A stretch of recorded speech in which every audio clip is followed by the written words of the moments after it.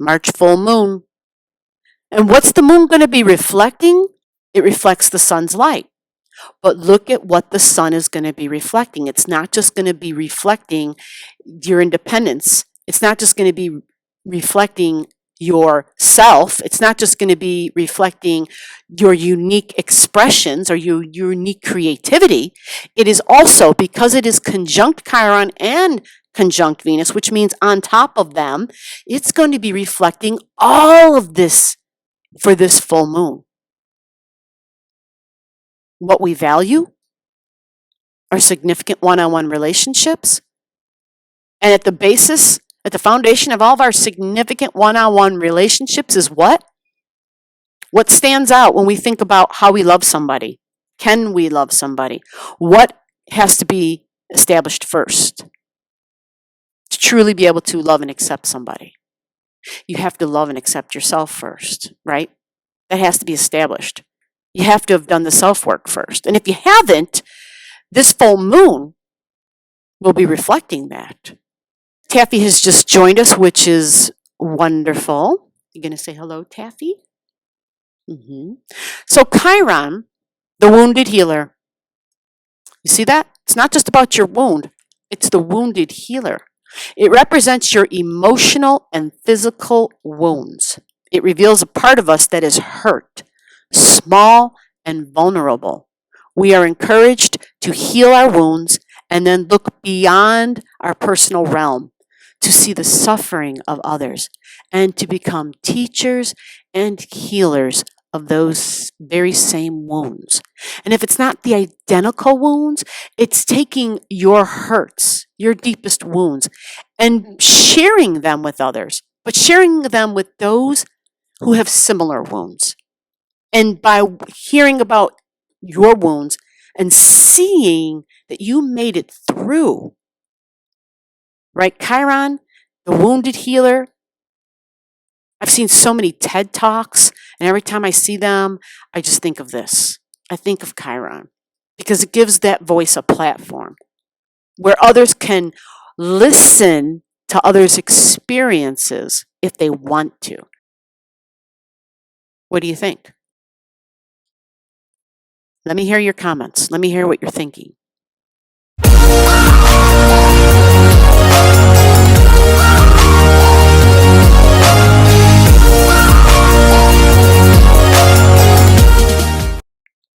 Chiron and Aries, your sense of being has been violated in some way, and you may fear asserting yourself. You may also overcompensate by attempting to be the first at everything. Physically, you may suffer head wounds because it's in Aries, right? Aries rules the heads. You may become a pioneer in a way which will be of service to humanity. Okay, that would be a nice, beautiful, high expression. Take a look. This is beautiful. You hear the excitement in my voice. You see the trine, right? You see the south node. You see the south node at 12 degrees. All this is at 8. The south is at 12. So this is 4 degrees away from each other, okay? But because we have 3 of these together, they become more powerful. They become brighter. It's like, think of candlelight power. If you have one candle in a room, how does the room look at nighttime? If you light another candle, how does the room look? If you light another candle, how does the room look? It becomes brighter each time, right? And that's the same thing we have here. You've got 3 of them together. So their power, their energy becomes triple, becomes amplified. Because it's amplified, it will have the ability to literally talk to and relate and communicate and release, because the south node represents a release. And look what it is, a release and a belief, because that's what Sagittarius is. It represents your beliefs, your philosophy on life, your freedom, your truths, your beliefs about wounds, right? Look at that. This is a major release because the moon already implies a release.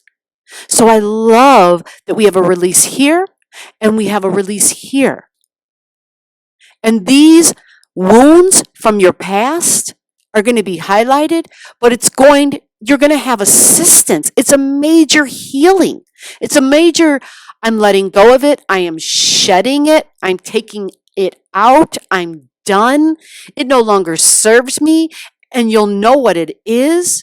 And this will be especially huge if you have anything at the degrees of 6, 7, 8, 9, 10 degrees of this in the sign of Aries energy. This is a major healing about your body, about your appearance. It's about self-love, self-care. Because we have Chiron in Aries, we have Venus in Aries. It's about saying, I am worthy, Venus in Aries, seeing the value of yourself, regardless of your appearance, letting the wounds go about your appearance. If you're open to it, the energy's here, the universe is supporting you. The South Node, it's past life, okay? It's past life. It's something that you're letting go. It's a release. It's something that you're really good at, matter of fact, something you know. It's a skill that used to be most prominent in your life, but now you're learning to go to the opposite side of it. So we must not continue to fall back on the past, which means we're going to release the past, okay? It's releasing this and realizing this cannot be at the forefront in our mind anymore. I need to leave the past in the past. Yes, I can utilize some of the wisdom, because this is also Sagittarian. I can utilize some of that wisdom from time to time, but it's not my go-to anymore. I need to release it. It's like an old piece of programming, okay? It served you well at one time. But see how it's a trine? That means it's assisting and it's making all this easy to do. It's making this full moon release easy. And it's also sextiling. See this blue line? And see that right there? This is a sextile, okay? This sextile, this blue line is from Saturn. Again, Saturn's at 11 degrees. This was restrictions. Restrictions we had about our bodies. Restrictions we ourselves put in ourselves, right? It had to do with our beliefs. We know this because of this. We know this because of this thinking, the way we thought about ourselves. This is also a sextile. But that's what makes this extra beautiful. And it's been such a joy to do the new moon and the full moon for 2021 in March, because it's so extremely different than the energies that I have been reading for 2020. March has just been super supportive and it's lovely. So realizing there's this beautiful support of a new way of thinking, a new communication, a new way of self-talk and self-regulations, a new way of self-programming. This is the download I was talking about, right? Releasing the old programming and then getting ready for the new download coming in, okay? This is the North Node in Gemini. It's a new way of thinking. It's a new way of communicating. But that all starts, the new way of talking, the new way of speaking, it first begins with the new way of thinking. And that is the North Node in Gemini. Changing how you think. Changing your talk, the conversations you have with yourself. Changing your self-talk. Becoming your own best cheerleader. Okay? Becoming your own best parent. Becoming your own best friend. Take your eyes off of all this, okay? Because that makes it really confusing. So what I want you to do is just follow me, follow the cursor. We talked about all the beautiful E's at the time of the full moon. What I want to focus your eye on is right here, okay? This is Vesta in Virgo at 8 degrees and 44 minutes. And again, you're hearing that number 8, which means almost 9 degrees. This is at the full moon, and this is key. This is important. These are more details that help us to understand what else is going to be involved in this full moon and releasing when we talk about healings and self and our body and our appearance and past wounds, because we're talking about Chiron energy. Deep emotional past wounds, physical past wounds, things that happened to you physically that affected you, that left scars emotionally, okay? So what else? Vesta in Virgo. And look, Pallas Athena in Pisces.